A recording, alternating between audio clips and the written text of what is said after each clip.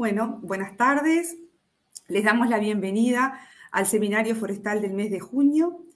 El tema de hoy es la gestión de la productividad forestal y se abordarán diferentes aspectos, con énfasis en las plantaciones de crecimiento rápido.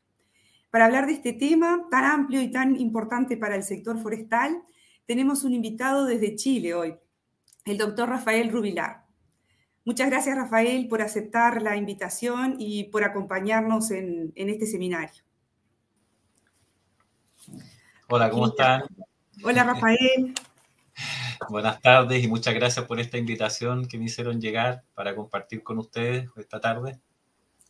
Muy bien, Rafael, muchas gracias por aceptar y por conectarte. Así que ya tenemos público y como te comentábamos también mucha gente lo mira después. Así que vamos a esperar también las preguntas al final.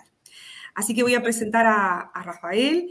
El doctor Rafael Rubilar se desempeña como docente e investigador de la Facultad de Ciencias Forestales en la Universidad de Concepción en Chile. Es codirector de la Cooperativa de Productividad Forestal, que es una organización sin fines de lucro de tipo colaborativo, con miembros y estudios en Chile, Argentina, Brasil, Colombia, Uruguay, Venezuela, México y Estados Unidos, que está orientada a la investigación avanzada en silvicultura de plantaciones forestales manejadas sustentablemente. El doctor Rubilar ha realizado varios estudios de largo plazo en sustentabilidad hídrica y nutricional forestal, asociados a proyectos Fondesit y Fondef.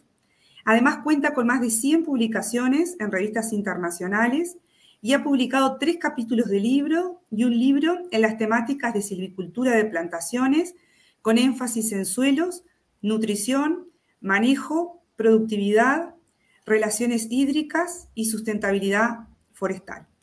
Así que bueno, un experto en la temática. La dinámica será la habitual, tendremos la presentación de Rafael y luego abriremos un espacio para preguntas en el chat de nuestro canal de YouTube, así que recuerden de hacerla llegar. Bueno, nuevamente muchas gracias, Rafael, y adelante con tu seminario. Ok, muchas gracias, Virginia, y gracias por la invitación nuevamente a ti, a Diego, y darles las buenas tardes a todas las personas que están asistiendo a este seminario. Encantado de poder compartir con ustedes hoy día algunas visiones del tema de la gestión de la productividad forestal. Quiero primero agradecer a las instituciones que albergan de alguna manera la Cooperativa de Productividad Forestal, que aquí aparece por su sigla en inglés, y también al Centro Nacional de la Excelencia para la Industria de la Madera, que es un proyecto que estamos desarrollando ahora en conjunto con varios colegas acá en Chile, que esperamos que dé algunos resultados interesantes para compartir a futuro en relación a sustentabilidad de la producción maderera. Tengo que reconocer que mucho de lo que se hace dentro de lo que voy a presentar está asociado con un grupo de investigadores que son de distintas universidades, donde está North Carolina State, Virginia Tech y la Universidad Federal de Labras, por los investigadores Rachel Cook, Dave Carter y Otavio Campoe, que trabajamos en varios de los países de Sudamérica y Estados Unidos, generando este grupo de investigación que ya tiene bastantes años, más de 50 años que está trabajando la cooperativa de productividad en una relación bastante interesante con distintas empresas y organizaciones del área forestal. Bueno, con eso voy a partir este seminario planteando esta gestión de la productividad forestal en el contexto de que nosotros hoy día, o siempre como forestales, realizamos bastantes actividades que orientamos hacia la producción maderera. Nuestro objetivo a través de lo que denominamos tratamientos silviculturales, donde desde que cosechamos, manejamos los residuos, los cultivos, controlamos la vegetación, fertilizamos, raleamos, quemamos, toda esta gestión en conjunto con el mejoramiento genético, lo orientamos a una mejora en la producción maderera, pero gran parte de lo que nosotros realizamos aquí entra como en una especie de lo que está dibujado en pantalla, eso son cajas negras, es decir, ¿qué es lo que ganamos con este tipo de actividades cuando las realizamos directamente en términos de la producción de madera? ¿Cómo el mejoramiento genético de alguna manera también entra en esta ecuación? La pregunta es ¿por qué? ¿Por qué se dan este tipo de respuestas y cuáles son las fundamentaciones que están detrás de ello? Entonces vamos a tratar de conversar que en esto, fundamentalmente lo que estamos haciendo nosotros en la parte silvicultural y en estos elementos es trabajar con estas bases en lo que tiene que ver con a un cambio en la disponibilidad de recursos del sitio. Y este cambio en la disponibilidad de recursos que hacemos a través de silvicultura generalmente va emparejado con lo que son el trabajo en genética o mejoramiento genético o especies, que fundamentalmente tienen que ver con varios procesos que están a nivel de la planta y del bosque, fundamentalmente asociados con la intercepción de luz, la fijación del carbono, cómo las plantas fijan el carbono, y la partición del carbono, que está asociado fundamentalmente ahora con el carbono fijado por la planta, a cómo este es redistribuido en la planta, en lo que a nosotros nos interesa principalmente desde el punto de vista maderero, como el fuste, pero también se redistribuye hacia las hojas o las ramas, o también a veces hacia las raíces. Esa partición del carbono que nosotros obtenemos para un sitio determinado, para una condición determinada, obviamente está muy influenciado por este factor genético, pero en esta relación de la disponibilidad de recursos del sitio. Entonces, es decir, cuando nosotros hacemos nuestra silvicultura, y gran parte de estos a veces desconocemos los efectos que tienen en la disponibilidad de recursos del sitio, pero esto genera una base hacia intercepción de luz, fijación de carbono y partición de carbono, finalmente está afectando lo que es la producción de madera. Y eso es parte de lo que a nosotros nos interesa. ¿Qué es lo que conlleva los componentes de disponibilidad de recursos del sitio? ¿Qué hablamos de disponibilidad de recursos del sitio?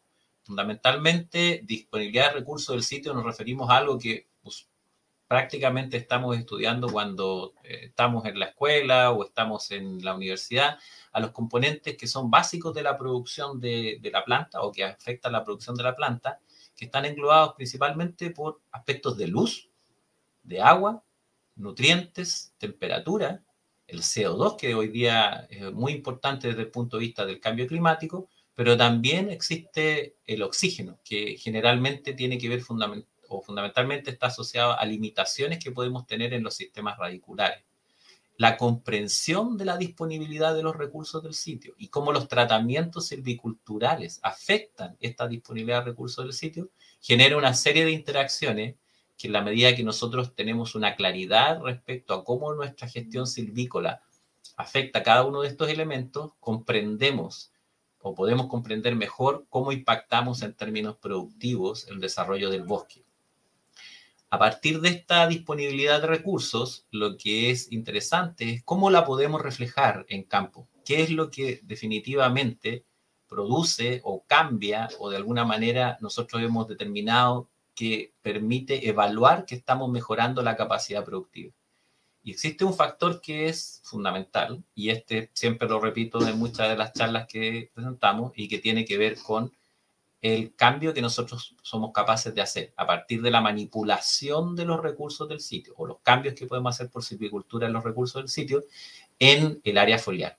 Y lo que observamos es que tenemos mal crecimiento, como se ve en este experimento, mal crecimiento en rodales en que tenemos baja área foliar, y tenemos buen crecimiento en rodales en que tenemos alta área foliar.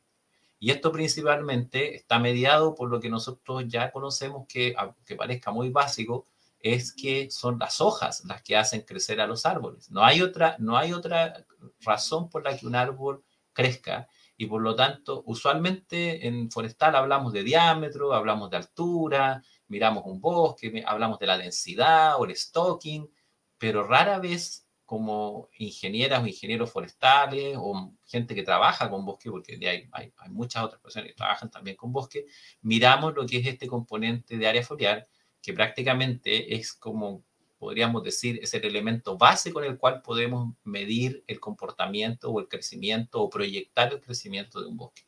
Y esto se ha estudiado a través del mundo, se ha evaluado en muchas investigaciones, y en ese elemento, ¿qué es el área foliar o cómo se mide? Bueno, simplemente cuánta área foliar tengo para capturar luz, que es el factor principal a través de este fenómeno fotosíntesis. Son estos metros cuadrados de superficie de hoja por los metros cuadrados de terreno, y generalmente se refleja en un índice de área foliar, que este índice de área foliar, que a veces conocemos como IAF, o en inglés se habla de Leaf Area Index, o sea, LAI, son metros cuadrados de hoja por metros cuadrados de terreno. ¿Y qué hemos aprendido de esta relación? Es que generalmente en esta relación del índice de área foliar, nosotros tenemos que a medida que aumenta este índice de área foliar, que está explicado en este gráfico, especies de rápido crecimiento u otras que no sean tampoco necesariamente de rápido crecimiento, correlaciona altamente la cantidad de área foliar con el incremento corriente anual de un bosque, es decir, los metros cúbicos por hectárea por año que un bosque es capaz de crecer en el tiempo. Y eso está relacionado fuertemente con un factor en que aumentando el área foliar, aumentamos la intercepción de luz. Y se da que tenemos distintas especies que tienen a veces una relación distinta, es decir, para un bosque de pino tenemos una relación que puede ser más bajo en tasa de crecimiento comparativamente para el mismo nivel de área foliar que para un bosque de eucaliptus.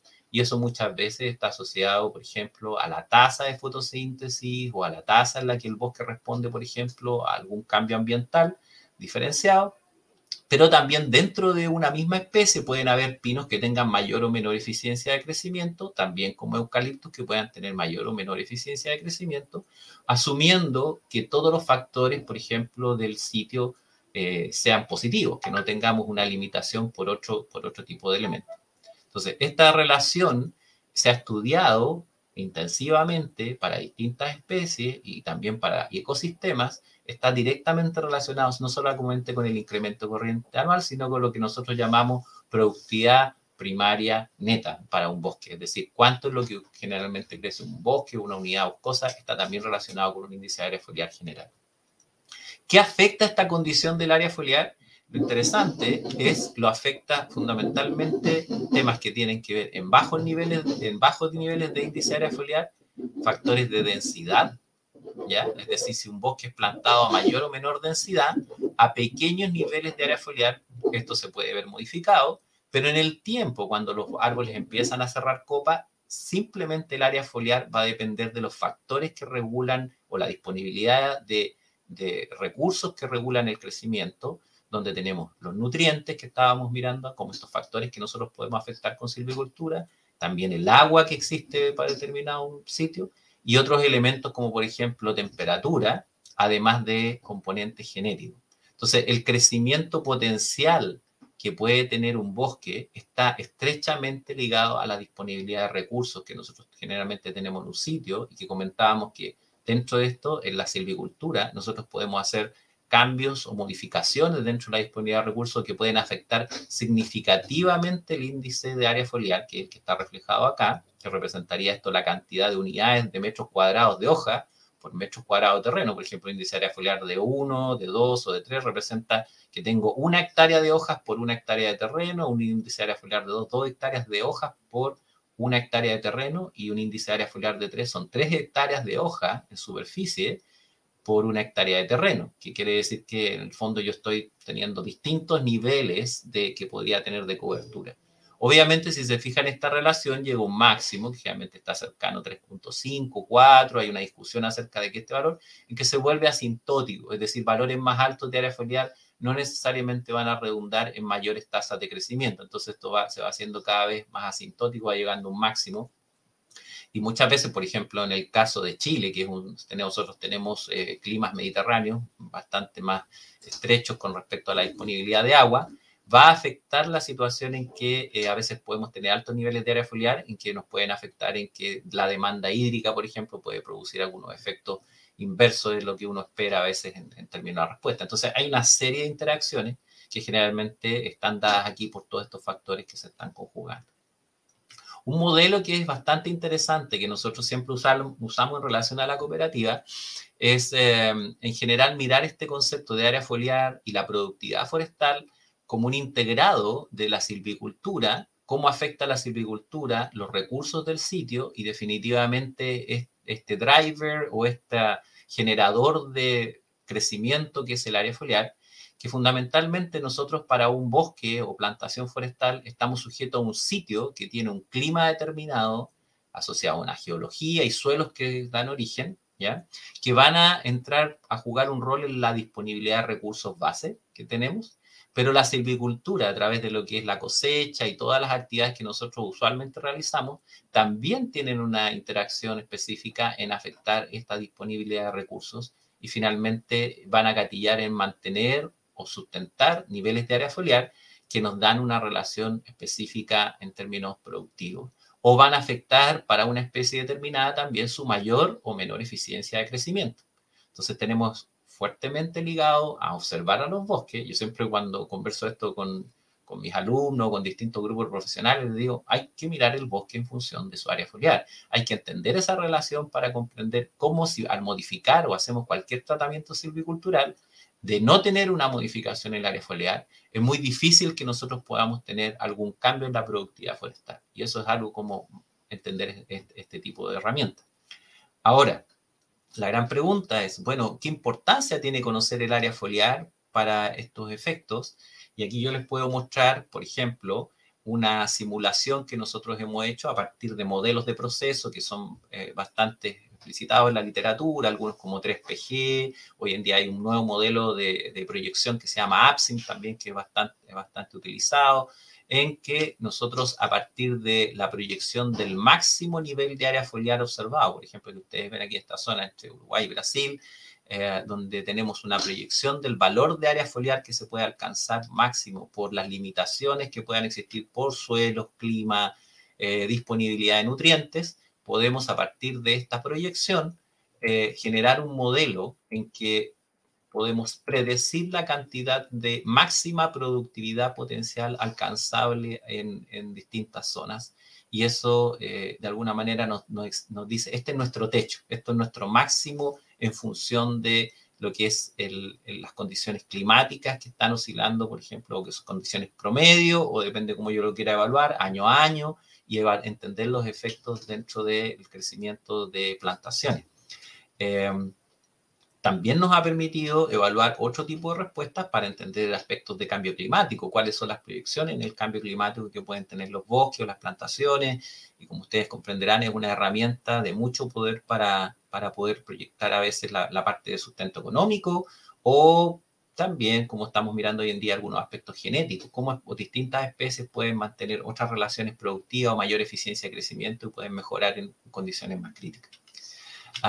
Aquí pueden ver una estimación de productividad potencial hecha pensando también en otros países, en este caso para eucalipto en Uruguay, que es más cercano, y ustedes pueden ver cómo algunos sectores costeros tienen mejores productividad, y aquí va un gradiente, generalmente zonas más interiores pueden ser más limitados por distintos factores, en donde entran a jugar disponibilidad hídrica, suelo, la parte de agua, y dependiendo de la calidad de la información que uno tiene, obviamente puede entrar a tener mejores predicciones. Eso es fundamental en ese sentido. Ahora, ¿qué sustenta que uno pueda de alguna manera desarrollar este tipo de herramientas donde uno dice qué fantástico es poseerlas y tener una aproximación de esta naturaleza?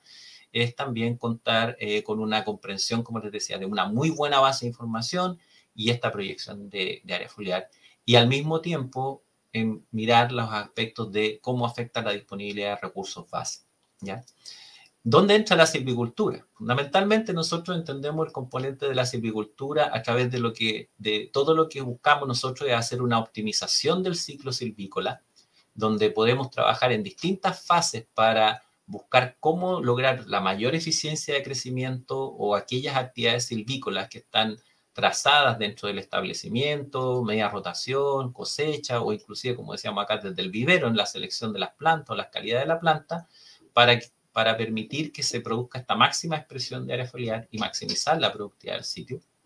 Y fundamental para eso es lo que estábamos conversando recién, la información de suelo-sitio que yo puedo obtener. Entonces eso hace clave. ¿Qué debo comprender cuando me enfrento a una situación de gestión u optimización? Aquí hay un concepto que es bien interesante, es cómo analizar la disponibilidad de recursos en relación a un sitio específico, y nosotros vamos a entender que cuando miramos el análisis y la disponibilidad de recursos, mirando los cambios a lo largo de una rotación y el potencial que nosotros tenemos para manejar los recursos del sitio, existen estos 4 escenarios. Hay recursos que se pueden considerar fijos y que no son manipulables del sitio. Hay recursos que son variables en un sitio y que tampoco son manipulables, es decir, que nosotros podemos hacer algo a través de silvicultura. Hay recursos que se pueden considerar fijos desde el punto de vista de los cambios a lo largo de rotación, pero son manipulables. Y hay recursos que son variables también y que son manipulables. Es abstracto pensar así, y quizá en esta presentación puede ser muy breve plazo de entender esto, pero para darles un ejemplo, si miramos los factores que afectan para un sitio la disponibilidad del agua. ¿Qué cambios a lo largo de la rotación? ¿Qué elementos son fijos y qué elementos son variables? ¿Y qué impactos del manejo puedo yo tener desde el punto de vista de no manipulable a manipulable? Entonces, por ejemplo, un recurso que es fijo, que yo no puedo manipular para un suelo, es su textura y que está directamente relacionado con la disponibilidad del recurso de agua. Tampoco lo puedo manipular su posición en el paisaje ni el material parental que pueden afectar aspectos de la disponibilidad del agua. ¿Qué aspectos son variables? La precipitación y la temperatura. ¿Ya? Estos son aspectos del sitio que son variables, pero yo no los puedo manipular. Es muy difícil que yo pueda manipular algunos, a menos que yo dijera, bueno, voy a regar. Y eso se hace, en algunos casos sí se puede regar. Y uno podría entrar a discutir si la disponibilidad hídrica puede ser afectada. Pero desde el punto de vista de la mayoría de las plantaciones forestales, nosotros no tenemos mucho rango. Los que sí puedo yo manipular pasan a ser interesantes, y esto es un análisis que muchas veces las personas no realizamos en el ámbito forestal, es decir, cuáles son mis puntos de mayor impacto, de mayor control dentro de la disponibilidad de recursos de un sitio, donde yo conozco que este puede ser el factor limitante más importante. Y aquí, por ejemplo, en los que son manipulables, pero que tienden a ser fijos, está en la estructura del suelo. Es decir, cuando yo planté, yo no voy a poder modificar la estructura del suelo per se en una plantación, si no hice nada. Por lo tanto, eso significa que yo puedo manipular la estructura del suelo y mejorar sus propiedades para la disponibilidad del agua o la profundidad del suelo. ¿Ya? Y al mismo tiempo hay aspectos que son más variables, más complejos, como las napas freáticas, en que sí hay un cierto rango de manipulación, o la porosidad del suelo, que también es un elemento que está dentro de esa variabilidad. ¿Por qué es importante hacer este análisis? Porque este análisis a nosotros siempre nos va a dar un marco de acción silvicultural o acciones de gestión en los cuales nosotros tenemos que mirarlo así. Los que son elementos fijos y que no puedo manipular es porque no puedo hacer nada y tengo que convivir con ellos. Tengo que saber que son como quien dice mi base sobre la que yo tengo que construir. Los aspectos que son variables tengo que darles la atención suficiente porque el crecimiento puede variar, como lo que estamos evaluando a través de los efectos en cambio climático. Pero los aspectos que son manipulables, tengo que mirarlo desde la perspectiva, y sobre todo aquellos que son fijos, de que cuanto antes yo modifique esa limitante, es mejor. Y aquellos que son variables, debo estar monitoreando y también estar pendiente de mi intensidad o necesidad de manipulación. Como en el caso, por ejemplo, anterior en que hablábamos de la napa freática, puedo modificar la napa freática, por ejemplo, a través de un drenaje, o puedo combinar eso después modificando que ese drenaje lo puedo abrir o cerrar para no afectar la disponibilidad, digamos, de agua que puede ser en exceso y después tener una mayor disponibilidad para el uso de la plantación. Entonces, desde esa perspectiva, al comprender esta relación de la disponibilidad de recursos en relación a la optimización del ciclo silvícola, yo voy a poder sostener lo que a mí me interesa, que es mejorar la productividad, el valor, y al mismo tiempo, algo que no deja de ser quizás uno de los componentes más importantes de sostener la productividad en el tiempo también, es la sustentabilidad que le doy a los manejos de las plantaciones forestales. ¿Ya? Donde nosotros mejoramos las propiedades de los suelos, mejoramos el crecimiento, mejoramos el secuestro de carbono y al mismo tiempo lo que le interesa quizás al propietario o a una empresa, que puede ser el valor de esa productividad forestal. ¿Okay? A partir de esto, la idea es, uno se pregunta, bueno, ¿cómo puedo comprender las respuestas que yo puedo tener a partir de la silvicultura? Gran pregunta es, alguien le pregunta, bueno, ¿cuánto voy a ganar por preparación de sitio? ¿Cuánto voy a ganar por fertilización? A veces nosotros sabemos que algo puede ser importante o necesario, y obviamente hay muchos elementos que están aquí. Una cosa importante de mantener en mente corresponde a comprender las respuestas que existen o tipos de respuestas que se observan generalmente ante los tratamientos silvícolas. Y en este caso, aquí vemos en el tiempo y en el volumen que se puede observar, hay 3 respuestas tipo que voy a conversar ahora. En la literatura ustedes pueden ver que hay más tipos de respuestas, pero voy a conversar de 3 tipos de respuestas que generalmente se conocen como respuestas tipo C, cuando nosotros, por ejemplo, hacemos una actividad silvicultural, que es una de las que más, digamos, con un costo determinado, pero lo que pasa es que en el tiempo ese tratamiento al final va a converger como si no hubiéramos hecho nada. Existen lo que se llaman respuestas tipo B, que son respuestas en que sí yo cambio o mejoro condiciones de crecimiento en el bosque, que digamos que llamemos la respuesta tipo C, perdón, una respuesta más temporal, En cambio, la respuesta tipo B es una respuesta más permanente en el tiempo a una edad de cosecha o rotación, ¿ya? Y la respuesta tipo A es aquella que es totalmente divergente, ¿ya? En caso, comparativamente con la B, que es paralela. En la respuesta tipo A es una de las que a uno más le gustaría tener, porque significa que invertí o tuve un impacto, digamos, en términos de hacer algún tratamiento silvícola que me genera ganancias significativas en el tiempo. Estas respuestas, para comprenderlas un poco mejor, uno podría dar ejemplos, pero es importante entender este factor, que es que una respuesta tipo C, ¿qué representa una B o una tipo A? Generalmente, cuando yo tengo una modificación temporal en la disponibilidad de recursos, ¿ya? Lo más probable es que esto sea un tiempo que mejore algo, pero que después el bosque van a converger porque no es una respuesta sostenida en el tiempo, ¿ya? Esto a veces puede ser por un control de malezas que cambió la disponibilidad de algún nutriente o cambió, y después o algo del agua y mejoró quizás la disponibilidad de agua temprana comparativamente entre los dos bosques, pero al final llegan a ambos convergen porque si bien este bosque creció antes y más rápido, el otro bosque finalmente van a converger porque el uso del agua del sitio es una variable en que este bosque creció más rápido, pero va a estar usando más agua, y este bosque va creciendo más lento, va usando menos agua, pero finalmente pueden converger en las mismas condiciones. En el caso de una respuesta tipo B, generalmente hay una modificación en la cantidad y mayor disponibilidad de recursos, ¿ya? En la que yo tengo algo que mejoré en el sitio que no existía, que puede ser, por ejemplo, la disponibilidad de fósforo, por dar un ejemplo, y que se puede sostener en el tiempo y esa respuesta se mantiene hasta la rotación. ¿Por qué? Porque la diferencial va a impactar en el crecimiento, la mantención del crecimiento del bosque. Y en caso de las respuestas tipo A, son respuestas en que yo cambio ambos elementos, que puede ser temporal y la cantidad, pero también a veces porque fundamentalmente yo mejoro la eficiencia en el uso de adquisición del recurso. Una respuesta tipo A sería que seleccionáramos un genotipo que apropiadamente utiliza, por ejemplo, mejor los recursos del sitio y nosotros podríamos gatillar ese tipo de respuesta, pero también nosotros observamos respuestas tipo A cuando a veces combinamos, por ejemplo, control de malezas y fertilización y se dan estos dos elementos que están combinados aquí, o alguna preparación de suelo que barre con un factor limitante que es muy grande. Entonces, para conversar de esto, vamos a ver algunos tipos de respuesta que en ejemplo, en que el manejo intensivo de plantaciones lo que me permite a mí es cambiar esta línea en que yo tengo una baja disponibilidad de recursos, ¿ya? Y mejorar mis tasas de crecimiento anual a partir de mejorar la disponibilidad de recursos a un nivel más alto y mantener tasas de crecimiento.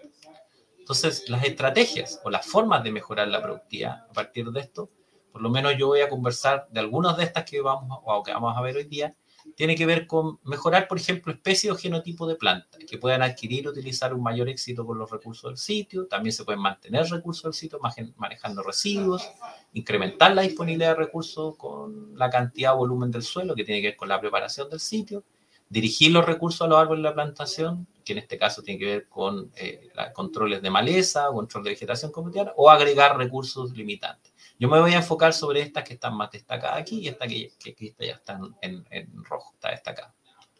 Entonces, en genética, o fundamentalmente cuando nosotros seleccionamos materiales, obviamente podemos mejorar, como les comentaba, generalmente con un diferencial bastante interesante.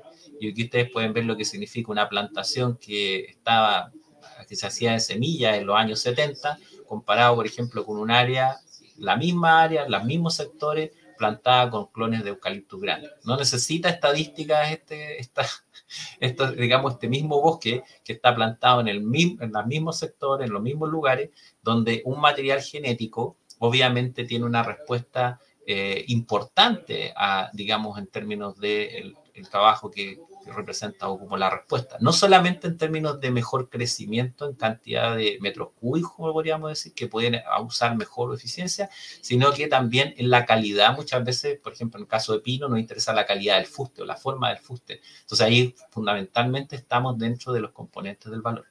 La pregunta que siempre me hacen es, bueno, ¿cuánto de esta ganancia genética es silvicultura? Bueno, ahí siempre hay un tema discutible. Cuando le preguntamos a un genetista, dice que es mucho más genética. Cuando le preguntamos a un silvicultura, alguien de silvicultura, dice que está de silvicultura. Pero lo que sí se ha visto es que el impacto es de ambos elementos y usualmente la genética se expresa en sí cuando la silvicultura está. Es decir, si yo no hago un manejo silvicultural importante, las ganancias genéticas rara vez se expresan.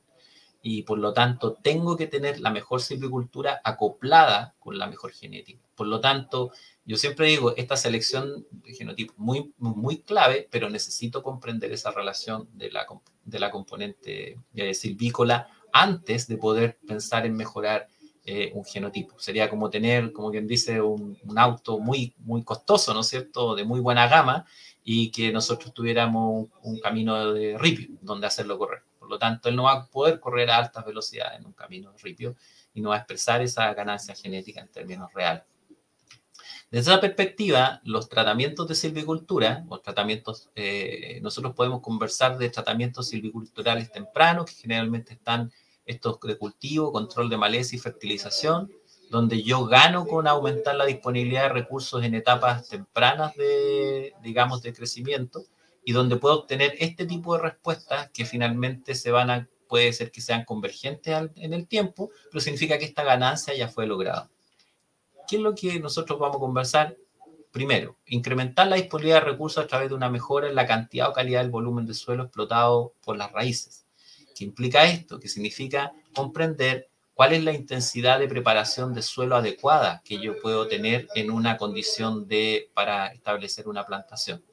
Y dentro de ello, las variables que necesito yo analizar están directamente relacionadas con cuán resistente es el suelo a la penetración de raíces y entender la resistencia del suelo, porque yo siempre pregunto, por ejemplo, en distintas ocasiones nosotros a nivel ingenieril, como ingeniería forestal, por ejemplo, que yo me siento realmente identificado con esa carrera, que a mí jamás me hablaron de medir resistencia en el suelo. Pero a mis alumnos yo siempre les hablo de que tienen que medir resistencia en el suelo y cómo medirla y cuánto evaluar y cómo evaluarla.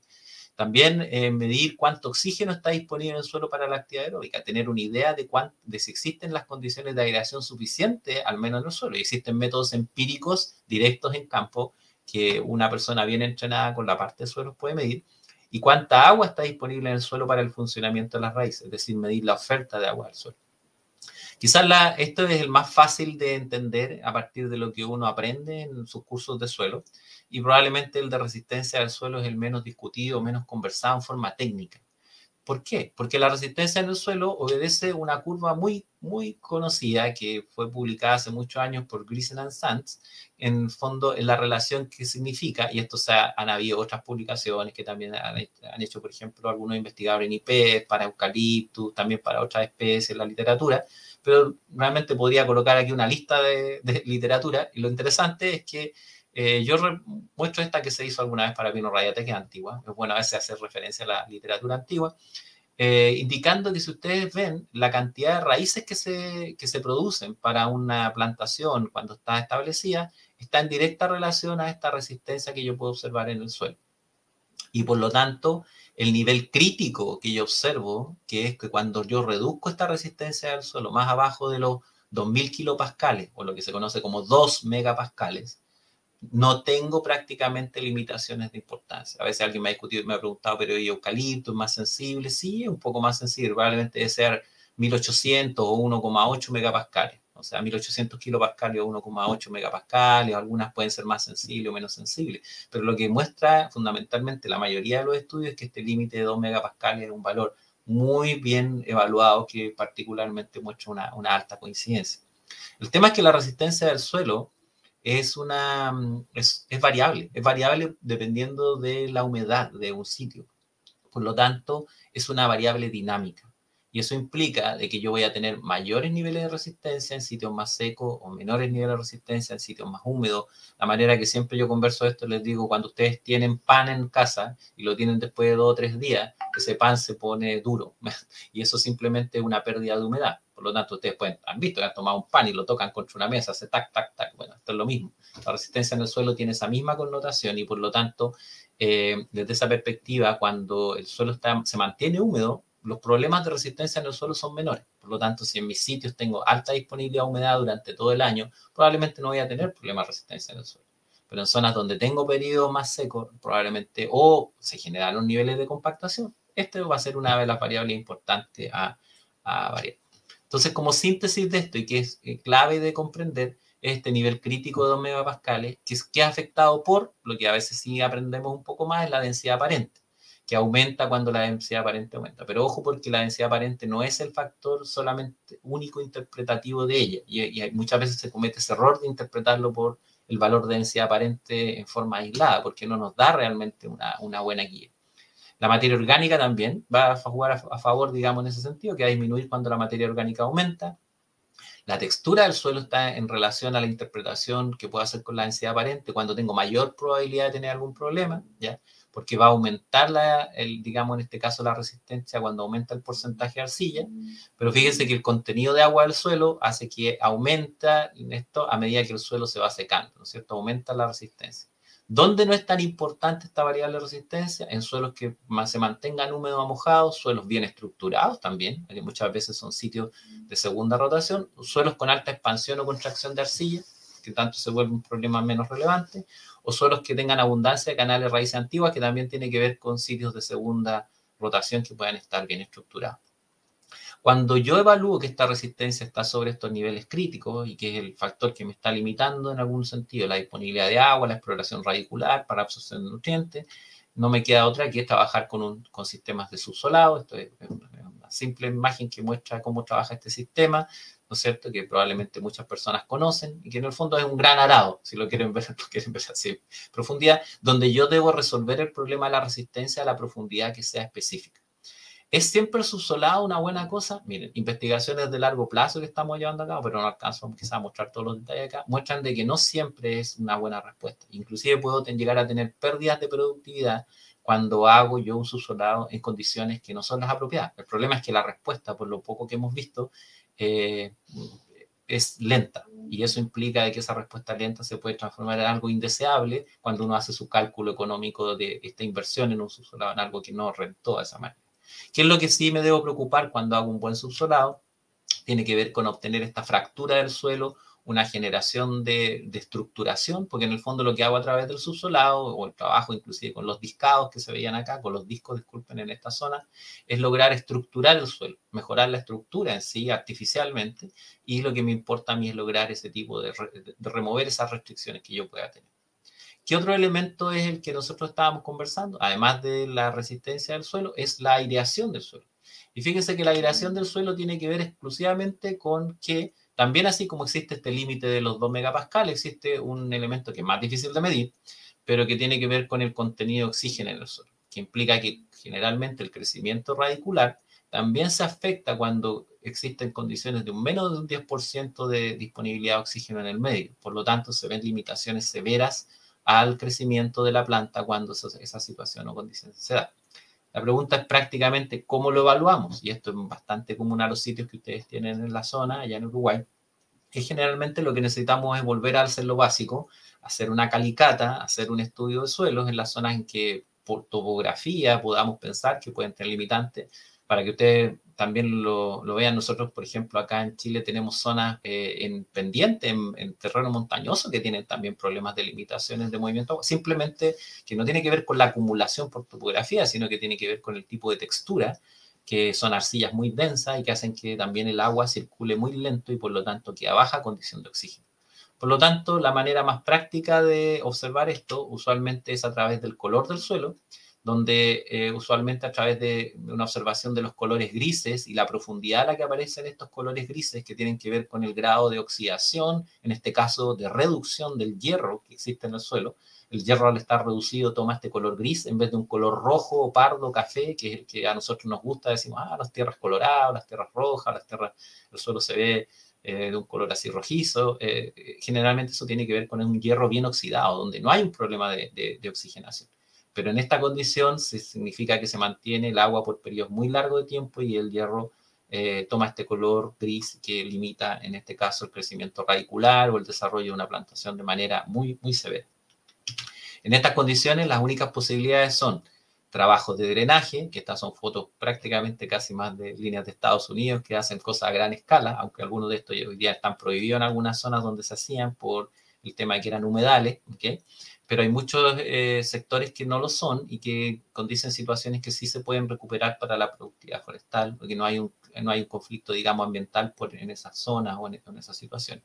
¿Y qué es lo que importa generalmente aquí? Es poder generar una zona de un camellón, una zona más alta donde establecer la planta que libere el problema del agua que se aposa, digamos, en superficie por periodos largos, y al menos proveer una planta pequeña con una posición donde el nivel de la napa freática no impacte o no mantenga sus raíces, digamos, completamente saturadas, y en el tiempo la planta es capaz después de generar un bombeo en la medida que va desarrollando área foliar, genera un bombeo y se va regulando cada vez mejor en esas condiciones. Acá les puedo mostrar, por ejemplo, fotos de un experimento en el cual nosotros hicimos con zonas que le llamamos tendidos bajos en Argentina, que voy a mostrar principalmente esta zona, pero también hicimos un terreno bien drenado, quizás en Lomas Rojas o Lomas Coloradas, pero aquí en este tendido bajo, si ustedes se fijan, esta imagen satelital muestra las parcelas que son en verde oscuro, son aquellas que tienen buenos trabajos de camellonado y con excelente crecimiento comparativamente con las otras en que tenemos malas condiciones de crecimiento. Ustedes pueden ver como un ensayo aquí prácticamente puede estar casi delimitado. Y como pueden ver en esta que está en esta zona más, digamos, de buen drenaje, que es lo más colorada, no tenemos esa diferenciación de tratamientos tan grave, excepto por unas pocas parcelas aquí que prácticamente no tienen relación con la preparación del suelo, sino que tiene que ver con una relación de un control de maleza fundamentalmente.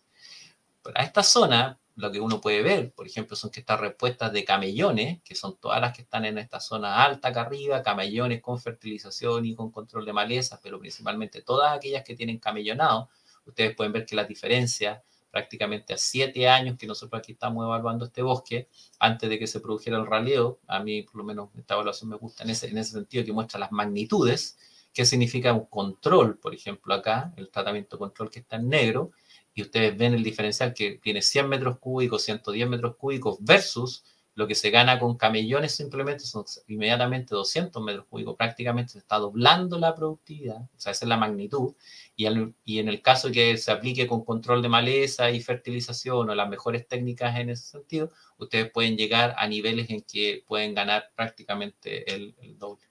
Esta es la condición de control de maleza, fertilización y camellón, camellón, fertilización y control de maleza, versus el control, donde ustedes pueden ver acá las limitantes que significa no solamente en crecimiento, sino que grandes pérdidas por mortalidad, es decir, por prendimiento que se dan en esta zona. ¿Okay? Y lo pueden ver ahora a los 5 años, la misma situación, este es el bosque, esta es la otra condición, con muy poco prendimiento, con mucha mortalidad dentro también del bosque, donde se dan este tipo de limitación. ¿Ya? Estos son sitios que en sí no tienen obviamente limitaciones hídricas, que por lo tanto el análisis de la oferta de agua del suelo, que era el otro tercer factor que conversábamos, pasa a estar más asociado a sitios donde sí ese es un problema. ¿Y cómo se mira este componente de la oferta del agua del suelo? ¿Qué es lo que nos interesa? Es esta agua que está disponible para las raíces, pero que son 3 componentes lo que los gatillan, fundamentalmente precipitación, donde tengo que entender el monto y la distribución, la capacidad que tengo de retención del agua disponible, que es generalmente nosotros lo medimos a partir de los puntos MHT permanente y capacidad de campo, que está asociado a estas variables físicas del terreno, y la profundidad que tiene el suelo para medir la capacidad de almacenamiento de agua y en muchos casos la forma del terreno. Y aquí es clave, como les comentaba, las características, observar las características que tiene el suelo. Puedo tener suelos muy delgados que no tienen capacidad de almacenamiento y aquí quizás tengo que hacer algún trabajo en el suelo que me permita mejorarlo, o otros suelos que a veces son arcillosos, que son complejos digamos, en términos físicos, pero a los que sí yo puedo trabajar para que el sistema radicular pueda profundizar y tener buenas condiciones de almacenamiento. Les voy a mostrar otro caso complejo, por ejemplo, en Chile, donde tengo un suelo profundo, pero también la alta densidad de roca o fragmentos rocosos limita la capacidad de almacenamiento de agua y por lo tanto limita esa productividad. Y se relaciona directamente cuando queremos mirar, particularmente en Chile, en que tenemos climas mediterráneos, por ejemplo, o zonas que son más secas, tenemos esta relación muy estrecha entre que el incremento corriente anual, por ejemplo, para pino radiata, y no diferencia mucho del de eucalipto realmente, aquí un poco más alta, las curvas nomás, en relación a la precipitación anual, sigue prácticamente esta línea recta, asintótica, si ustedes lo quieren ver, desde los sitios de baja precipitación hasta sitios de alta precipitación, y donde el diferencial de almacenamiento de agua del suelo prácticamente también a nosotros nos hace un diferencial para cada nivel de precipitación, prácticamente ustedes pueden ver si tengo 100 milímetros de almacenamiento versus 400, puedo subir en esa misma condición de precipitación prácticamente 10 metros cúbicos de productividad por hectárea año para un bosque, lo cual es un delta bastante importante. Y obviamente en la medida que la precipitación se hace más alta, se va llegando a una asíntota donde ya pasa no a ser relevante después de los 1800, 2000 milímetros, en las condiciones del clima local acá. ¿Ya? Si lo quieren ver desde una perspectiva de variable que es más importante para nosotros en esa misma relación, son los controles de maleza. Entonces los controles de maleza son clave porque entramos a competir por agua. Y aquí les puedo mostrar un experimento de largo plazo que justamente ahora hace poco lo cosechamos, ya tiene casi 20 años de experimento, que es lo que significa este control versus un subsolado, fertilización, control de maleza, la respuesta de un bosque de estas características versus un bosque de estas características, que ya son dos situaciones completamente distintas en términos de magnitud. ¿Ya? De esa perspectiva, como hemos conversado acerca de estas variables, ¿qué significa dirigir los recursos al orden de la plantación en lugar de otra vegetación? Fundamentalmente esto está asociado a otra forma de mejorar la productividad, que está asociada directamente relacionada con control de competencia, control de lo que significa la competencia. Se ha probado cambios, pero en que ustedes también pueden llegar a tener respuestas, por ejemplo, de doble de productividad por un periodo determinado, en que la maleza puede estar impactando el bosque. Y particularmente aquí estamos mostrando un caso de pastos tropicales, PCC4, que son mucho más eficientes fotosintéticamente para la misma área foliar en capturar el CO2 y por lo tanto capturan agua, nutrientes del sitio que no van a dejar disponibles para la plantación. Ustedes ven aquí inclusive que esto está bajo dosel y las diferencias de crecimiento son extremadamente importantes.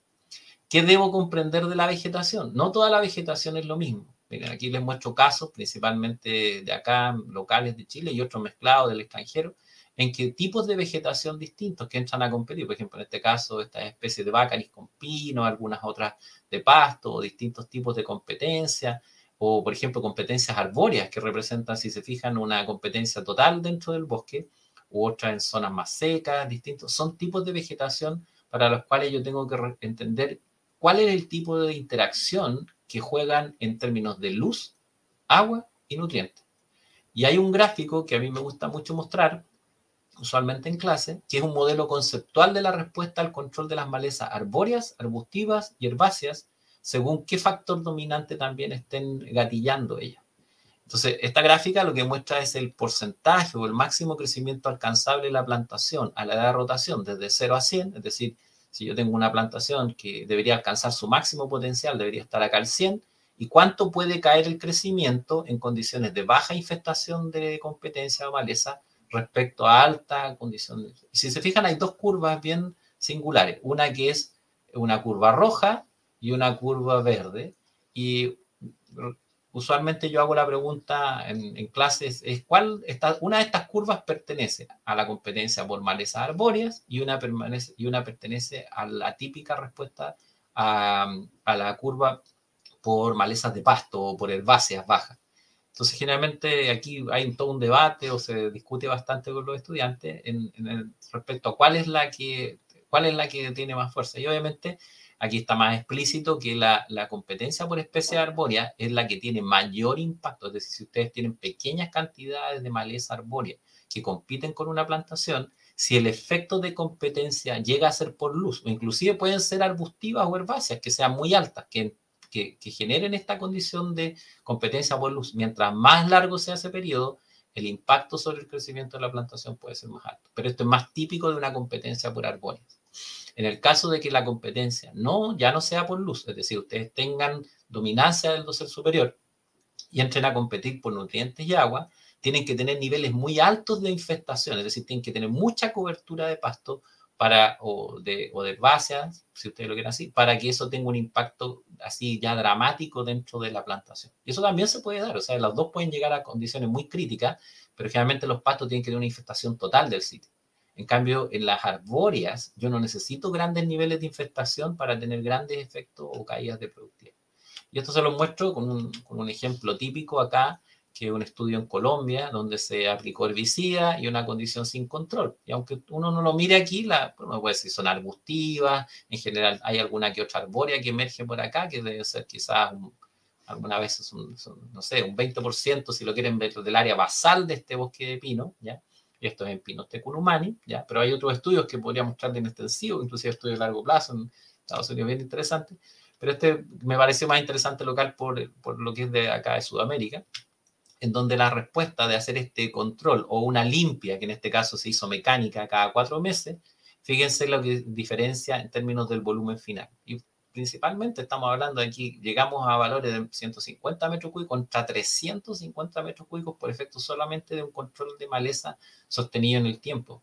Y que ustedes quieren ver el bosque, esta es la situación que tienen. Esta es una situación del bosque sin ese control inicial. El bosque está, pero si se fijan, ahora ya la maleza, o mejor dicho, la competencia arbórea, que se ven aquí los vestigios de ella, tuvo un periodo de impacto tan largo en el tiempo que no permitió que este bosque capturara la luz en forma fundamental, porque estos sitios no tienen deficiencias nutricionales, no tienen problemas de agua en los sitios que están en Colombia. La única condición que están en esa limitante es por luz, fuertemente. ¿Qué pasa en otras situaciones? Estos son pinos, por ejemplo, acá en Chile, donde ustedes pueden ver aquí el problema, principalmente uno puede rápidamente notar de que luz hay bastante, pero estas plantas también pueden entrar a jugar un rol por luz, pero es mucho más, es menos importante. ¿En qué sentido? En que basta con que ustedes prácticamente le quiten el pasto alrededor de la planta y pueden lograr un efecto bastante singular, como este. Si ustedes se fijan aquí, los árboles prácticamente se le hizo un control de maleza en la faja o en el spot que se llama alrededor de la planta, y aunque aquí existe una alta cobertura de pasto, ¿no es cierto? Si es que no están en la línea de plantación y la planta logra desarrollarse, prácticamente ella está completamente libre de este efecto en términos de ganancia. Y cuando este bosque crezca, ¿qué es lo que va a hacer? Va a suprimir estos pastos por luz y finalmente va a tomar control del sitio. Si lo miramos desde el punto de vista del agua disponible para el sitio también, fíjense lo que representa cuando tengo control de maleza, en este caso Eucalyptus globulus, que también a ustedes les hace más cercanía, con el almacenamiento de agua, baja precipitación, el efecto del ancho del control de malezas pasa a tener un pequeño factor de incremento en la medida que voy mejorando el ancho de la faja libre maleza. También puedo tener un delta, donde al final si hago un total, puedo tener ganancias importantes en términos de crecimiento, y si voy, digamos, manteniendo un ancho de faja mucho más estrecho, probablemente eso va a tener una limitante, obviamente, o no tengo control de masa, también tengo severo efecto. Esto es cuando prácticamente el pasto domina toda la superficie, o sea, siempre voy a tener esta condición. Si tengo altas disponibilidades de agua en sitios en Chile también, por ejemplo, fíjense que el ancho de faja ya no pasa a ser tan importante. Entonces, ¿qué representa? Que en la misma situación, cuando la tengo con alta precipitación, la disponibilidad de recursos, en este caso el agua, o en este caso los factores nutricionales, yo simplemente estoy removiendo ese factor limitante en esa condición, y basta con un poco de que yo remueva, pero voy a tener suficiente control para que la plantación se desarrolle, se expanda, y la respuesta obviamente aquí pasa a tener un rol pequeño por luz, y en combinación con que el agua está disponible, no hace que sea tan estrecha la relación como en el caso anterior, que nosotros veíamos que un pequeño diferencial genera una ganancia importante en términos del área libre maleza. La última forma en que vamos a ver de mejorar la productividad tiene que ver con agregar recursos limitantes. Aquí podríamos hacer una charla completa de esto, pero así que voy a tratar de enfocarme en que en general los nutrientes a nivel de plantaciones forestales que son más importantes para muchos sitios pasan a ser nitrógeno y fósforo. En la mayoría de los lugares a nivel mundial, nitrógeno y fósforo son los dominantes. Inclusive fósforo puede ser más importante, inclusive si uno lo ve a nivel de la literatura. ¿Aparecen casos distintos? Sí. Por ejemplo, en Chile hay una alta deficiencia de boro en la mayoría de los sitios por un tema de la génesis de los suelos, el clima también, que es mediterráneo, que afecta el boro. También en otros lugares en el mundo, este también pasa a ser un elemento clave importante de relevancia, siendo que los otros microelementos son mucho más raros de observar. Y en algunas condiciones, en suelos particulares, el potasio puede entrar a jugar un rol interesante, a pesar de que yo sé que alguien me va a preguntar, bueno, ¿y qué pasa? Que en Brasil se aplica calcio, magnesio. Bueno, hay una situación distinta ahí que vale quizás para la discusión. ¿Qué es lo que nosotros hemos observado en relación a la disponibilidad de nutrientes? Generalmente el concepto de la disponibilidad de nutrientes está asociado aquí a esta gráfica con este elemento que uno consideraría que uno de los más críticos, que podría el nitrógeno demanda la plantación. Lo importante es que los nutrientes tienen que estar en relación al uso potencial que tenga el bosque. Y ese uso potencial, generalmente por varias investigaciones, se ha visto que llega a un máximo, que es el que mantiene el mayor nivel de área foliar. Una cantidad de área foliar requiere una cantidad de nutrientes específicos. Por lo tanto, esta curva que se ve aquí muestra de que usualmente todos los residuos que se quedan de la plantación pasada, cuando uno los deja después de la cosecha, generan un aumento en la oferta, que va esta línea que va por acá, que es la oferta, la línea roja que va por este lado, la oferta desde el suelo, se genera un pulso de alta disponibilidad nutricional después de la cosecha, donde aumenta la disponibilidad de nitrógeno y por lo tanto esa, con el tiempo, en la medida que se van descomponiendo los residuos y que, digamos, el nitrógeno se va lavando o va siendo capturado por la maleza, y por eso es que generalmente nosotros tenemos en los primeros años de una plantación mucha maleza, muy agresiva, porque está capturando fuertes cantidades de nitrógeno y en general son compuestas las malezas por especies que son muy ávidas de nitrógeno. Tenemos grandes problemas aquí con el tema del control de maleza y entra a jugar roles, como les decía, en agua, en nutrientes o en luz. Entonces, esta situación hace que generalmente las etapas primarias de una plantación, la respuesta a luz, respuesta, digamos, a la disponibilidad de nutrientes o a la fertilización, hay una menor probabilidad de respuesta a la fertilización temprana. Esto hay que analizarlo con harto cuidado, porque esto que les estoy mostrando aquí es un sitio de segunda rotación. Si no tuviéramos un sitio de segunda rotación y este sitio viniera de un uso agrícola pasado, la oferta del suelo probablemente vendría por acá abajo y ahí sí la fertilización temprana sería mucho más demandante comparativamente con un sitio de segunda rotación. Por lo tanto, es importante comprender esta relación entre lo que significa lo que se absorbe del suelo. Hay una componente que después cuando la plantación es más adulta se removiliza y que causa esta diferencia con que el uso potencial, si el sitio no tiene toda la cantidad de nutrientes disponibles, va a generar que nuestras oportunidades de fertilización sean más tardías, no necesariamente al inicio del establecimiento, sino que más a mitad de rotación o inclusive cercano a cosecha, cuando se dan estos deltas de mayor uso potencial, cuando el bosque está construyendo mayor follaje respecto a lo que hay disponible en el suelo. Entonces, esto es un mero comparativo entre demanda y oferta, y poder satisfacer esa demanda-oferta, comprenderlo para un sitio determinado, es clave si quiero saber si mis bosques van a responder o no a la fertilización. ¿Cómo me doy cuenta de que un bosque responde a la fertilización? Nuevamente, factor clave. No fertilizado, fertilizado. No hay mucho que explicar, ¿no es cierto? No tengo fertilización y por lo tanto tengo bajos niveles de área foliar, ya que hay altos niveles de área foliar. El problema se da en que cuando nosotros caminamos dentro de un bosque, nos acostumbramos a ver el bosque en un nivel. Entonces lo miramos y decimos, bueno, este bosque está creciendo como siempre he visto crecer a mis bosques, está creciendo bien. O puede tener un poco de maleza y uno le haría que encontrar maleza, pero este sitio su problema no es la maleza. De hecho, la maleza aquí ya no va a competir por luz, podría competir por algo por agua, ¿no es cierto? O quizás compite por algo de los nutrientes que hacen ese problema. Pero definitivamente es un problema nutricional exclusivo. Y como ustedes pueden ver la respuesta de fertilización, aquí el cambio de área foliar, la intercepción de luz y crecimiento cambia fuertemente.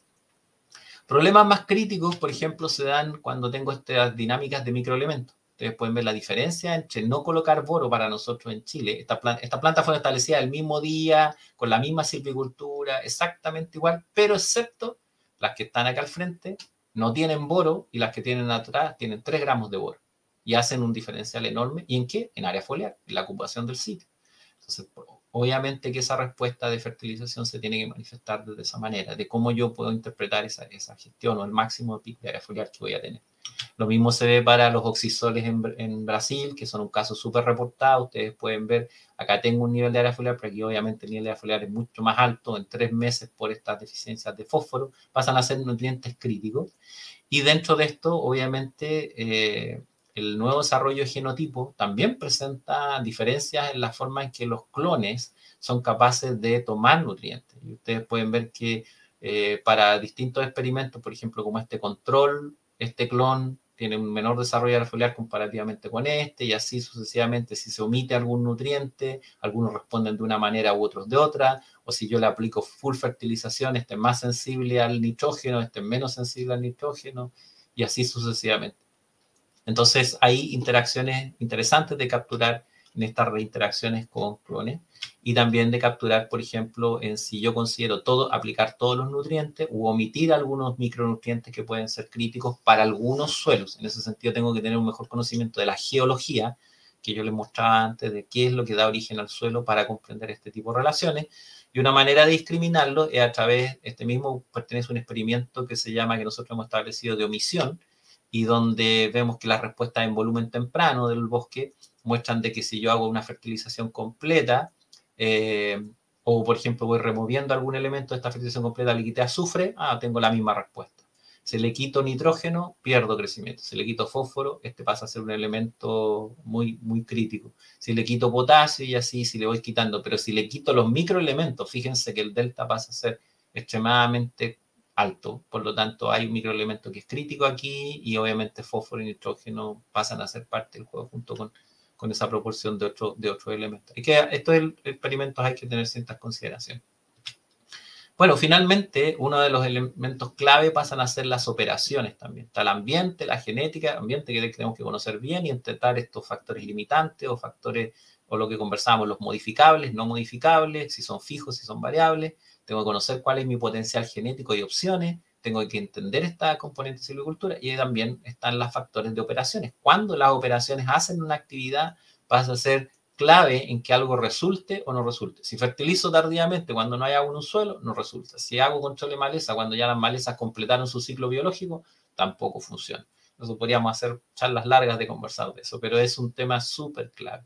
Lo que sí les puedo decir es que con los años, obviamente, y toda esta génesis de trabajo, de gestión de silvicultura, se ha visto, por lo menos cuando yo comparo acá en Chile en particular, para pino radiata, hago este ejemplo, el incremento de lo que ha sido, por ejemplo, de la década del 60 hasta 2010 y posteriores, le podríamos decir, el aumento de productividad de los bosques prácticamente ha sido más que 6 veces lo que se ha mejorado el crecimiento de los bosques en la medida que se han ido incorporando estas actividades de preparación de suelo, control de maleza, fertilización, etcétera, y donde estas ganancias se han ido mejorando también por una comprensión de estos factores limitantes. Antes en Chile no se sabía que había que fertilizar, se discutió durante la década del 70, 80 que había que colocar boras y recién se iban a fertilizar con boras y esto generó un salto tremendo en las plantaciones. Quizás yo aquí lo pondero por bajo para darle más espacio a otros elementos.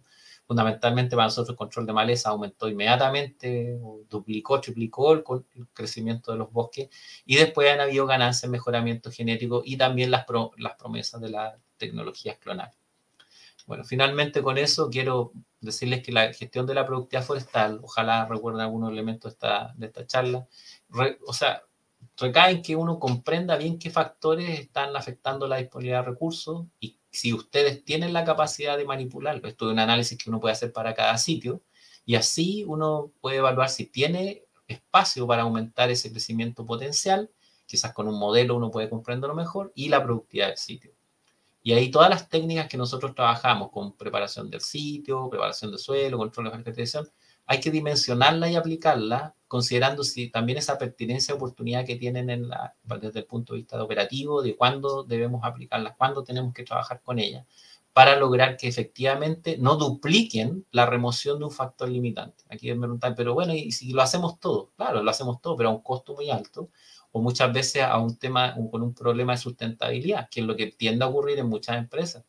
Pero si yo comprendo que a veces no necesito control de maleza y sí necesito fertilización, probablemente fertilizar pueda ser económicamente mucho más atractivo, o en algunos casos existen sobrepreparaciones de suelo para lo que hoy día se necesita, o a veces el control de maleza se realiza generando niveles de contaminación o otros impactos que no son necesarios para el nivel de que se debiera poder trabajar combinando estas variables, optimizar o reducir los niveles de aplicación de herbicidas respecto a lo que se necesita para obtener una ganancia determinada. Esos son elementos que uno está siempre mirando dentro de esta ecuación. Bueno, y con eso quiero dar los agradecimientos también a la cooperativa con que siempre trabajamos, con muchos miembros en América Latina también, y a este grupo de investigación de Senamar que está asociado a este proyecto ANID Basal que nosotros tenemos acá en Chile. Y con eso estaría completando mi presentación, agradeciéndole a ustedes por la paciencia de escuchar también. Espero que les haya parecido interesante. Muy bien, muchas gracias Rafael, muy interesante. Seguramente los estudiantes están tomando nota de muchos conceptos de silvicultura. Ahora vamos a abrir un espacio para preguntas. Ya hemos recibido algunas. Les recordamos que pueden ir escribiéndolas por aquí, por el chat de los seminarios forestales. Ya tenemos varias, así que Diego, te dejo paso.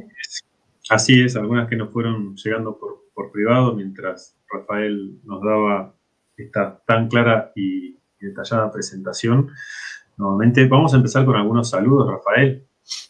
Tenemos una abonada siempre firme a los seminarios, Yuri Lancari, de Lancari Valenzuela, que creo que nos está saludando desde Perú. Nos manda un saludo. También Daniel Cal, desde Tacuarembó. Carlos Julio Pereira Gordillo. Alejandro González felicita por la charla, agradece la muy buena charla. Y yendo a algunas preguntas que nos estuvieron llegando, vamos a empezar con una que dice que es ¿cómo utilizan las clasificaciones de tratamientos tipo A, B y C, que mencionamos al principio, para seleccionar la respuesta más adecuada a determinado problema? Por ejemplo, ¿consideran el factor económico? Sí, la pregunta es muy pertinente. Efectivamente, sí. O sea, las respuestas tipo A, B y C son extremadamente importantes de comprender desde la perspectiva del factor económico. Porque si no tienes respuesta, primero, al menos tener una respuesta C. Cuando conversamos en ese aspecto, una respuesta C también se puede capturar. No sé si fijaron en eso, que voy a tratar de volverme acá rápidamente a esa lámina. Disculpen que pase tan rápido todo esto, pero es para mostrar de que una respuesta tipo C también puede ser atractiva, si yo entro a capturar, por ejemplo, con una rotación más corta. Es decir, si la rotación mía es de 25 años, por ejemplo, y yo espero muy largo, la respuesta C se puede perder. Entonces, a veces la respuesta C también puede ser una de las respuestas que puedo ganar y puedo obtener siempre que yo logre reducir mi edad de rotación. Eso es básico para toda esta respuesta. Y de hecho, se puede hacer un análisis económico en relación a reducción de edad de rotación en vez del tipo de respuesta. Pero definitivamente lo que tú vas a buscar o lo que vas a querer obtener es que estas respuestas estén acopladas vas a buscar obtener ojalá una respuesta tipo B o tipo A para ir sumando dentro de tu ecuación. ¿Qué significa eso? Si esa tiene una valoración económica significativa que te permita pagar por el tratamiento.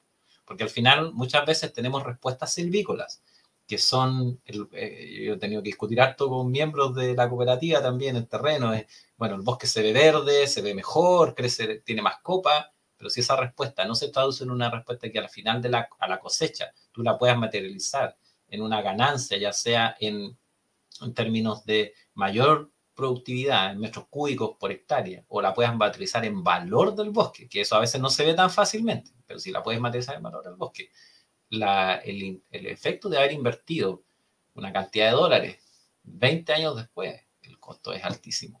Virginia ahí puede contar más de ese tipo de qué significa la tasa interna de retorno. Te come cualquier cosa. Exactamente, no es solo el crecimiento. No es solo el crecimiento, sí. Y ahí, en ese sentido, la mente tiene que ser fría desde la perspectiva, fría entre comillas, desde la perspectiva del análisis que se hace, porque es además una gestión, un tratamiento silvícola, pero también se pueden perder oportunidades por ser demasiado conservador en ese tema.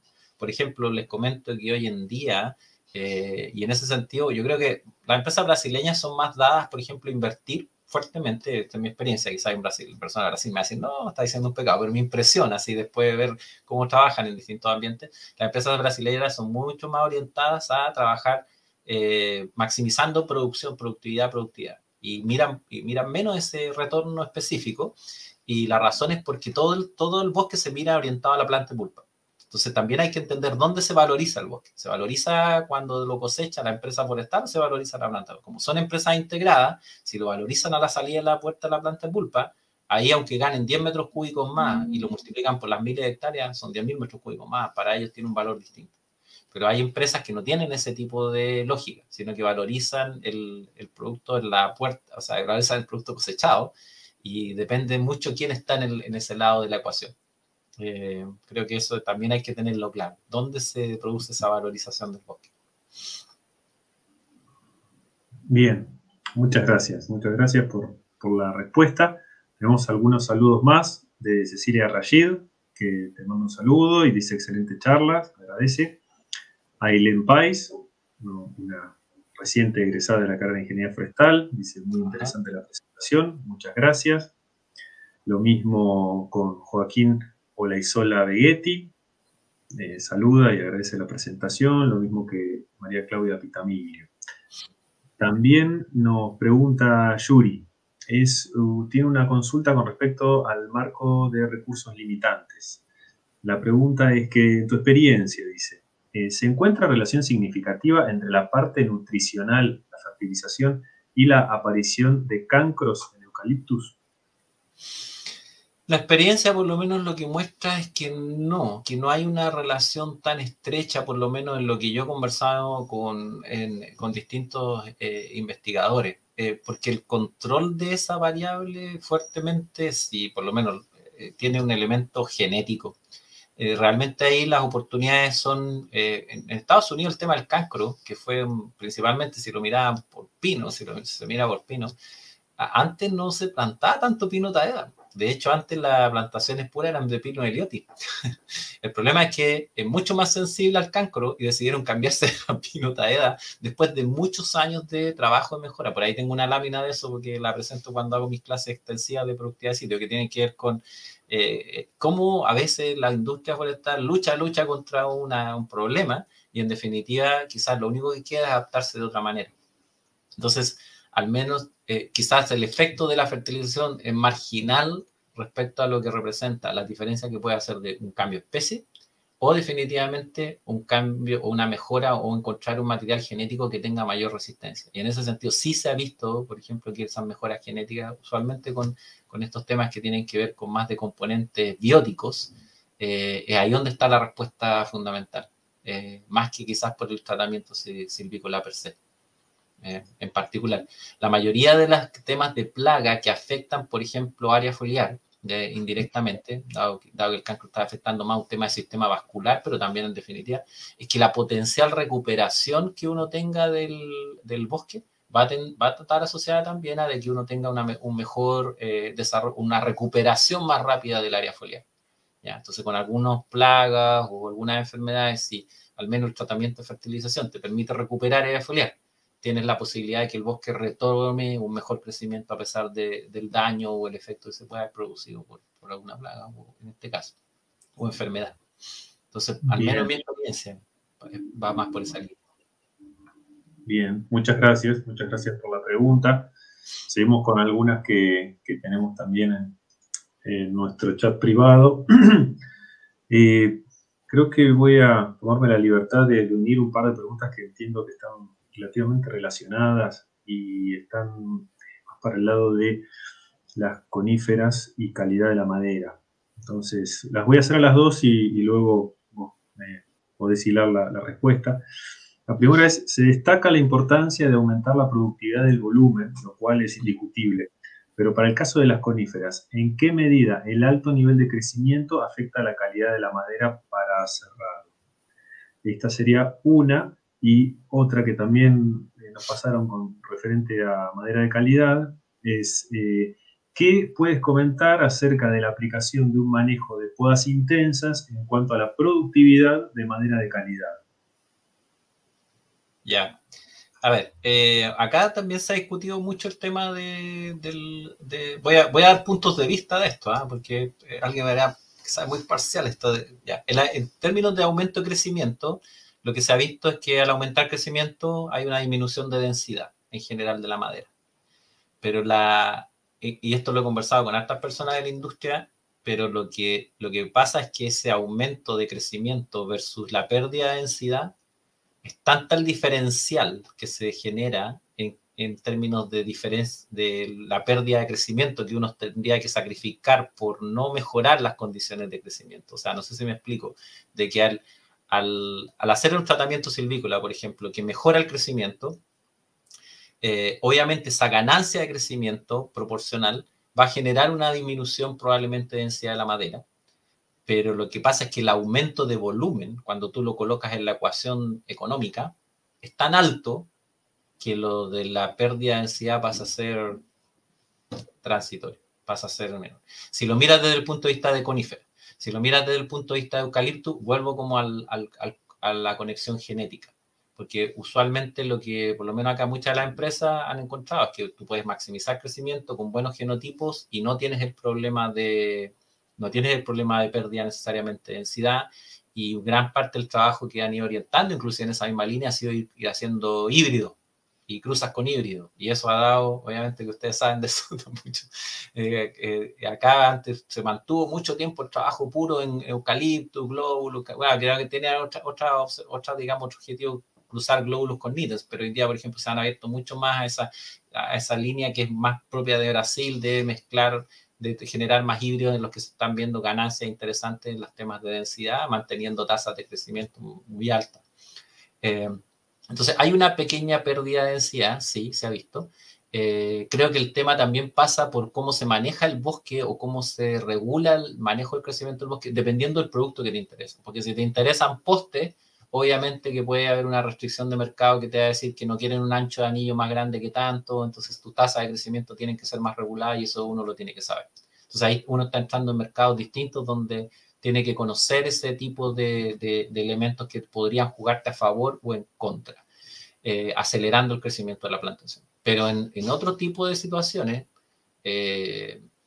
rara vez por lo menos he escuchado a alguien en la empresa que no le interese mejorar crecimiento a pesar de las pérdidas de densidad, porque las pérdidas de densidad están en el orden del 5% o del 10%. Inclusive la investigación en coníferas, por lo menos que hay en Nueva Zelanda, en Estados Unidos, con Taeda, con lo mismo que se ha visto en Brasil, no son grandes pérdidas de densidad como se podría imaginar, que realmente cambian completamente la característica de la madera como para que tú pierdas en ese sentido.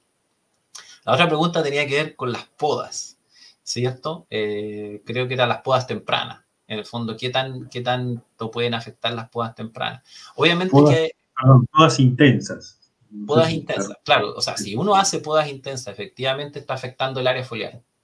El punto base de eso va a depender de en que uno cruce un cierto nivel en pérdida de área foliar, porque el follaje tiene distintas capacidades. Entonces, el follaje que está más expuesto a la luz, que el que está en la parte alta de la planta, digamos, en el primer tercio de la planta, si lo quieres ver así, es aquel que tiene mayor eficiencia fotosintética y el que más contribuye quizás un 70-80% al crecimiento de la planta comparativamente con las ramas bajas, pero solo sí cuando sí tienes la situación de que no tengas una condición de alta luminosidad que esté afectando en proporción al follaje inferior.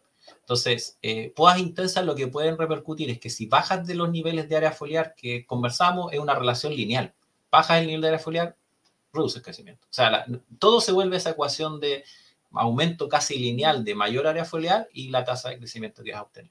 ¿Qué es lo que se ha visto? Que generalmente cuando tú remueves más de un 50% de la copa, vas a tener un impacto importante en los años sucesivos. Es decir, y mientras más porcentaje de la copa remueva, más años vas a tener de rezago en la medida que la planta pueda volver a retomar la cantidad de área foliar que tenía originalmente, volver a su tasa de crecimiento. Si eso se acompaña de fertilización, hay sitios que son, digamos, que tienen menos disponibilidad de nutrientes. Se ha visto que también la fertilización con las podas intensas tiende a compensar eso quizás en un año antes, 2 años antes, y eso puede tener ganancia económica y una respuesta interesante, sobre todo porque estás buscando madera madera de calidad. Entonces, y también de resolver un problema a veces de cierre del daño que se pueda ocasionar por la poda, y por lo tanto generalmente se han visto efectos beneficiosos, hay reportes de aspectos beneficiosos en ese sentido.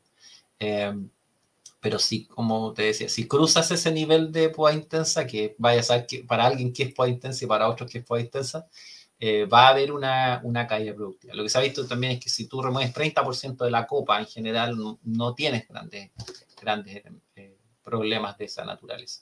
En pino en Estados Unidos utilizan una regla que, si no me equivoco, me casan, creo que son como 12 pies creo que es de copa, si no me equivoco, un número casi como que de mantención base para una tasa, que uno lo podría asociar con la tasa de área foliar. Para nosotros es más fácil ir y medir en un bosque área foliar el índice y obtener un estimativo de qué significa eso.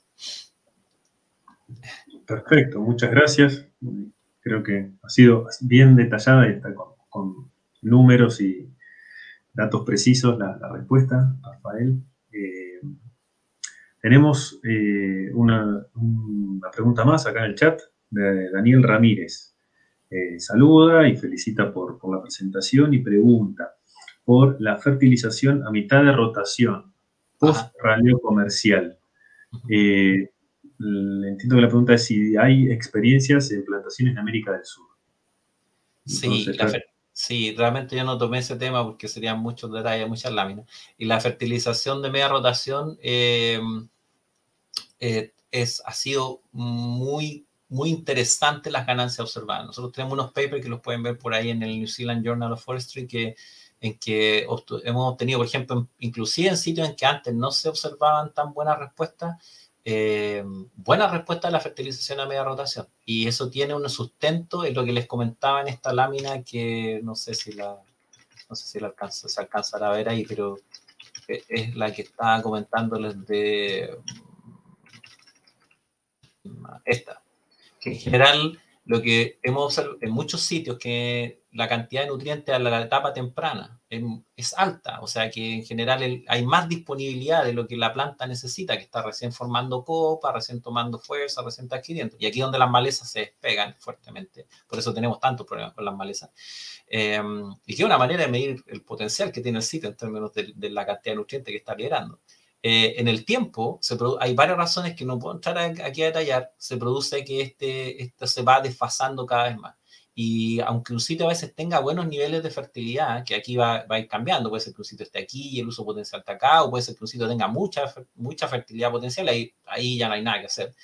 Pero en muchos sitios lo que tiende a ocurrir es que se produce en el piso del bosque una alta inmovilización de nutrientes. Y esa inmovilización, que no funciona como el libro de Ecología describe, de que en el fondo caen las hojitas de los árboles y se descomponen y se vuelve a circular el bosque, eso no ocurre, no es así. En la mayoría de los bosques tiende a ocurrir un fenómeno de inmovilización fuerte de nutrientes y que hace que nosotros, cuando observamos la fertilización en etapas de media rotación, hay una alta probabilidad de respuesta.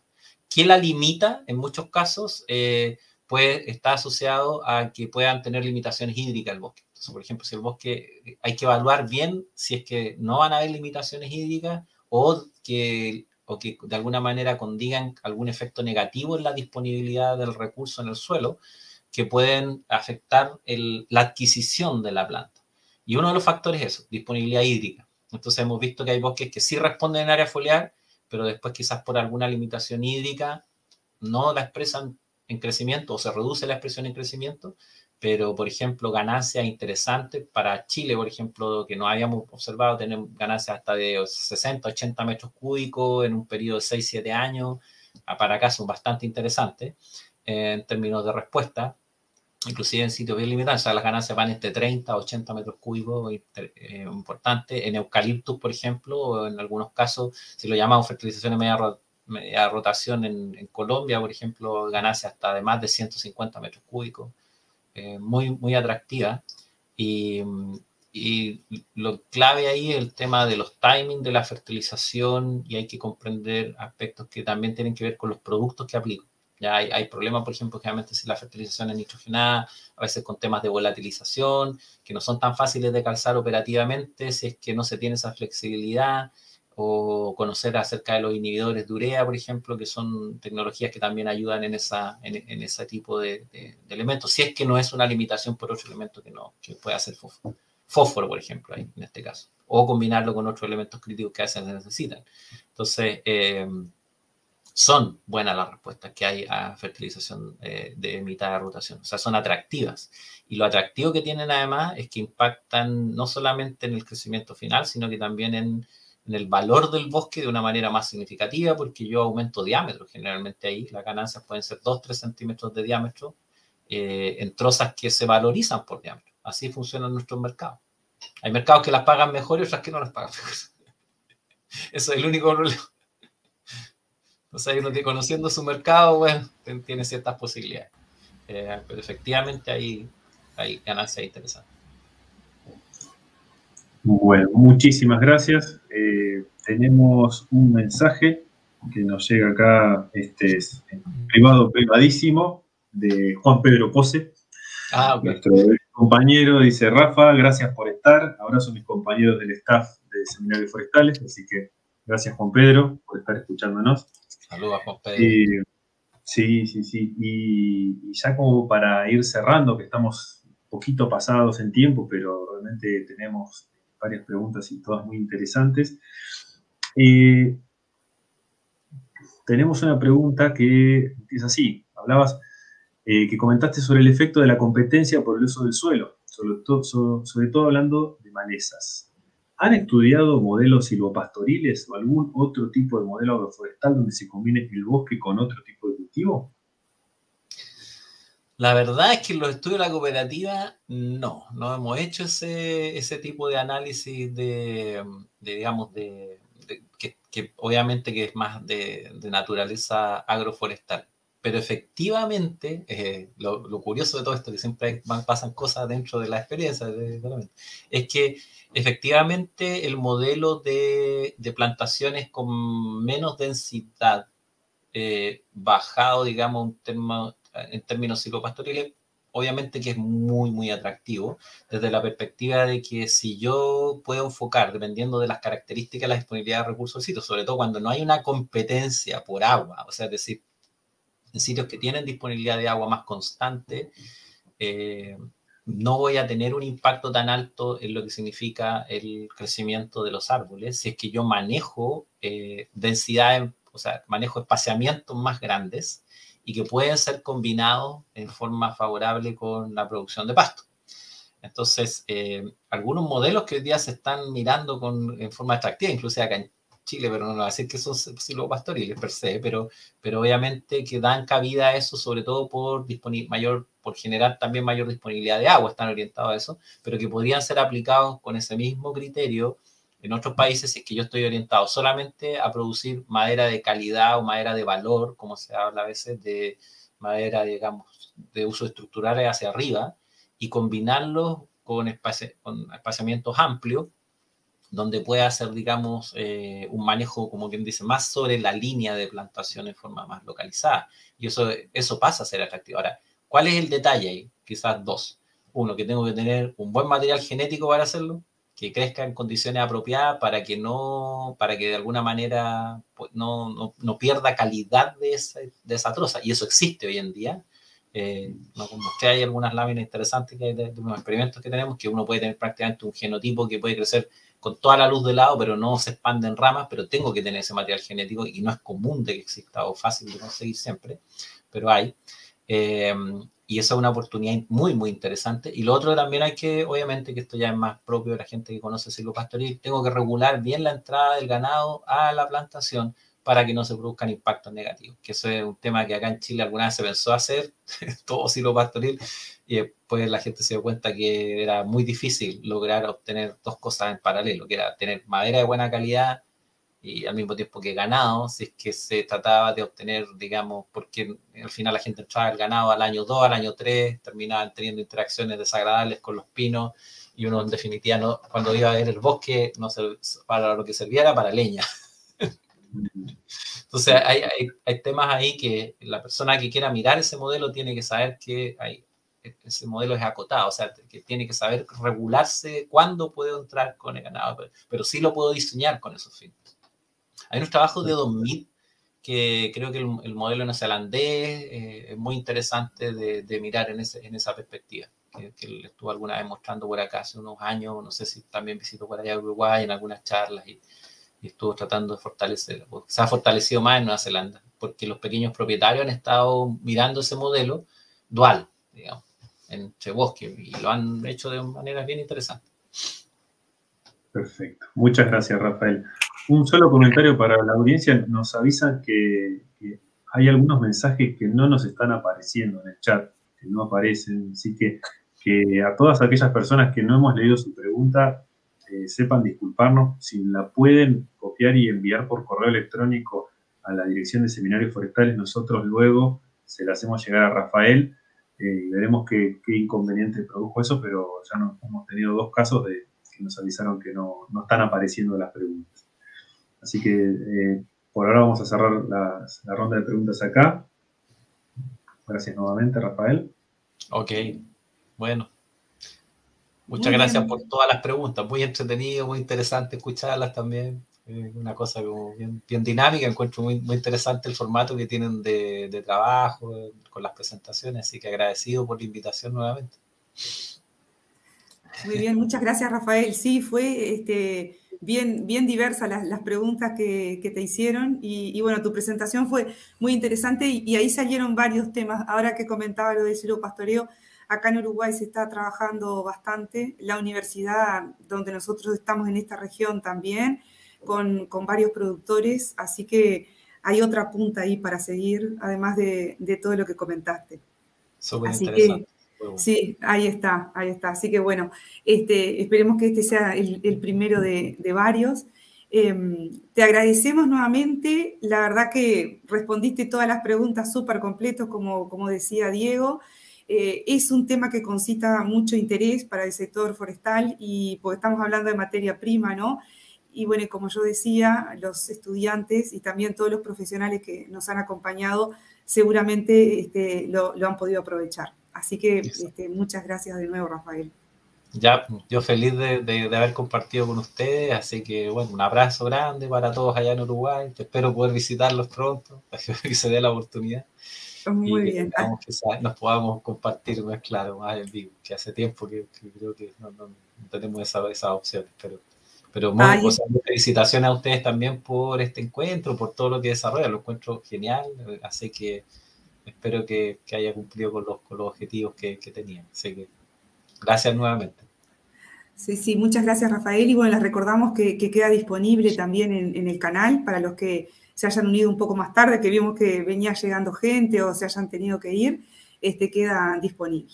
Nosotros nos tomamos un descanso en julio, como es habitual, tenemos vacaciones de julio y los esperamos en el próximo seminario, que va a ser en el mes de agosto, el tercer jueves del mes de agosto, y ahí vamos a tener otro presentador internacional. Va a ser el doctor Juan Robalino, que nos va a presentar desde Costa Rica. La temática va a ser la evaluación del impacto de políticas de conservación. Nos vamos más hacia un tema que él lo relaciona mucho con la economía. Es un tema que hay mucho para trabajar y será muy interesante ver experiencias de otros países. El doctor Robalino es experto en esta temática. Así que muchas gracias por acompañarnos y sin más, nos encontramos el próximo mes de agosto. Muchas gracias. Ok, que estén bien. Chao. Gracias. Chao.